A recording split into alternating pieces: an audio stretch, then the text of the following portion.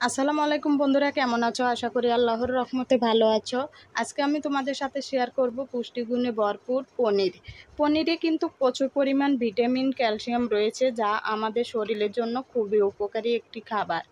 এটা ছোট বড় সবার জন্যই ভিটামিন খাবার। খুব সহজে কিন্তু এই ভিটামিন খাবারটি মাত্র দুটি উপকরণ দিয়ে খুব সহজেই বানানো যায়। তো দেখে নিই আমি এই সহজ রেসিপিটা কিভাবে বানাই। তো বন্ধুরা, তোমাদের কাছে একটাই অনুরোধ, তোমরা যারা এখনও পেজটি সাবস্ক্রাইব করো নাই, পেজটি সাবস্ক্রাইব করে সাথেই থাকবে। ছানা বানানোর জন্য প্রথমে এখানে আমি নিয়েছি 2 লিটার দুধ।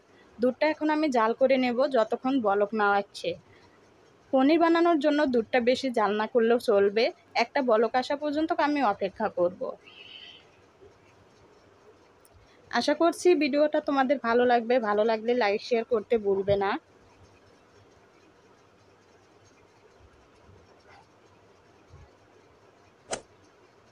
যখন দুধটা এরকম বলক উঠবে তখন আমি এখানে অ্যাড করব লেবুর রস। এখানে আমি একটা লেবুর অর্ধেকটা নিয়েছি। রসটা এখন অল্প অল্প করে চেপে দুধের মধ্যে দেব, আর একটু করে নাড়াচাড়া করে দেব, এতে করে দুধে ছানা কাটতে শুরু করবে। চাইলে তোমরা এই লেবুর রসটা একটা বাটিতে নিয়ে অল্প অল্প করে এভাবে দিতে পারো, আর এভাবে অবশ্যই দুধটা নাড়াচাড়া করে দিতে হবে, তাহলে দুধে ছানা কাটতে শুরু করবে। এখন আমি লেবুর খোসাটাও দুধের মধ্যে দিয়ে দিচ্ছি, দিয়ে আমি দুধটা ততক্ষণই জাল করব যতক্ষণ না ছানা কাটছে। তো দেখো, দুধে কিন্তু ছানা কাটতে শুরু করেছে।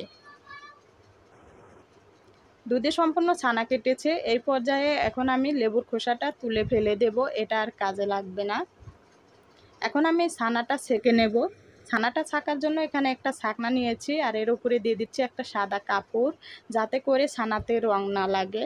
তোমরা যে কাপড়েই ছাকো না কেন, কাপড়টা যেন রং না লাগে সেই কাপড়ে কিন্তু ছানাটা ছেঁকে নিতে হবে।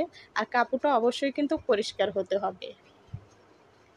এখন আমি ছানাটা হালকা হাতে চেপে চেপে একটু পানিটা বের করে নেব।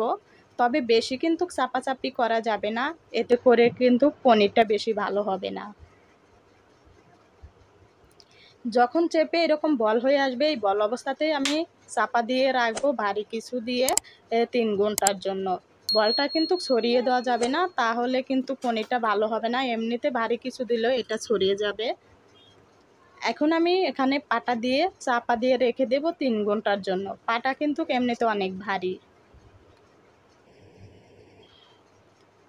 3 ঘন্টা পর দেখা যাক পনিরের অবস্থা কেমন। মাশাআল্লাহ, দেখো পনিরটা কিন্তু অনেক সুন্দর হয়েছে। এটা কিন্তু খেতেও অনেক ভালো লাগে, আর এতে কিন্তু প্রচুর পরিমাণ ভিটামিন, ক্যালসিয়াম রয়েছে, যা আমাদের শরীরের জন্য খুবই উপকারী। ছোট থেকে বড় সবার জন্য ভিটামিন খাবার। এই পনিরের যদি তোমরা রেসিপিটা দেখতে চাও, আমাকে তোমরা কমেন্ট করে জানাবে, আমি তোমাদের সাথে পনিরের রেসিপিটাও শেয়ার করব। আজ এই পর্যন্ত, সকলেই অনেক বেশি ভালো থাকবে, আমাদের জন্য দোয়া করবে। আবারও দেখা হবে নতুন কোনো ভিডিও নিয়ে। আল্লাহ হাফেজ।